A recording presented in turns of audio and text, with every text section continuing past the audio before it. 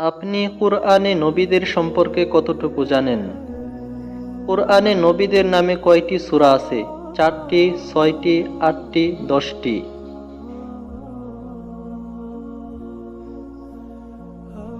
সঠিক উত্তরটি হচ্ছে অপশন বি, 6টি।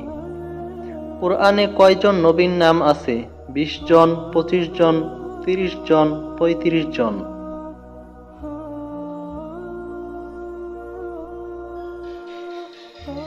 সঠিক উত্তরটি হচ্ছে অপশন বি, 25 জন। কুরআনে কোন নবীর নাম সবথেকে বেশি এসেছে?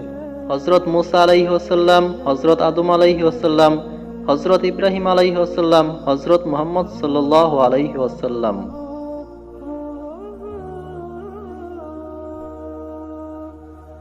সঠিক উত্তরটি জানার আগে যদি আপনাদের কাছে ভিডিওটি ভালো লেগে থাকে তাহলে অবশ্যই ভিডিওটিতে একটি লাইক দিবেন। আর এরকম আরো ইসলামিক ভিডিও পেতে আমাদের চ্যানেলটিকে অবশ্যই সাবস্ক্রাইব করে রাখেন। সঠিক উত্তরটি হচ্ছে অপশন এ, হযরত মুসা আলাইহিস সালাম।